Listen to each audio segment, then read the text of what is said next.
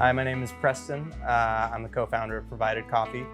We have a location in Uptown and Concord, North Carolina. We were getting the brand put together, and while we were reading through all like the paperwork and stuff, we were originally just going to be a mobile coffee cart, you know, serving weddings and private events and stuff. And all the like legal documents when we were filing for the LLC was like coffee provided by blah, blah, blah. So it was just kind of like a name association thing. We thought it was kind of a fun wordplay to be like, hey, when you're at this event, coffee's provided. But it kind of grew to be a little bit more than that once we opened our first like brick and mortar space.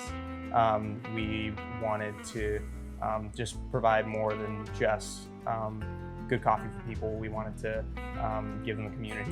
One of the proudest moments was we did a show in the coffee shop. We moved all the furniture around, had like a little stage at Provided, yeah. And it was really cool because the Charlotte music scene doesn't have a lot of like all ages venues. You have to be like 18 and up, sometimes 21 and up to get in.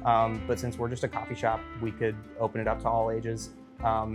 And it got a little hectic for the last band. We had some crowd surfing, some moshing going on. And for a lot of those kids, it was like their first time experiencing something like that.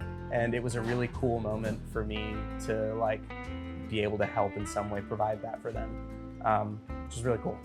I remember the first sip of coffee that really like changed my perspective on it. I had just started working at a third wave shop, and I went to Charleston Coffee Festival.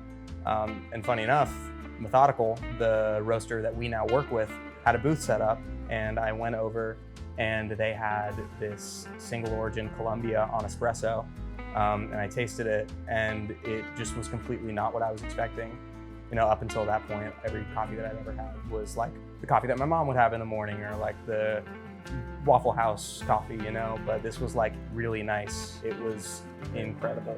It's really easy to hyperfixate on product, and that's what I did for so long. I went like headlong into like, oh, we're gonna do this coffee and we're gonna brew it this way, or like we're gonna do this specialty drink and all that stuff. And the interest in that, while it is a great like thing to get excited about, it's not sustainable, at least for me.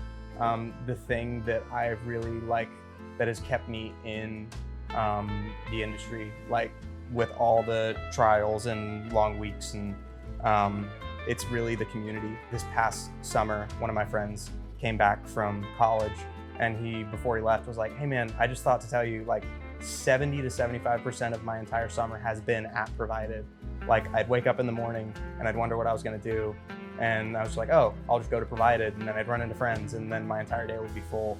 And it's just really like, for me, the coolest thing in the world to know that we have made a space for people to develop community and, you know, meet people, hang out with people, and be a part of like someone's everyday life, you know?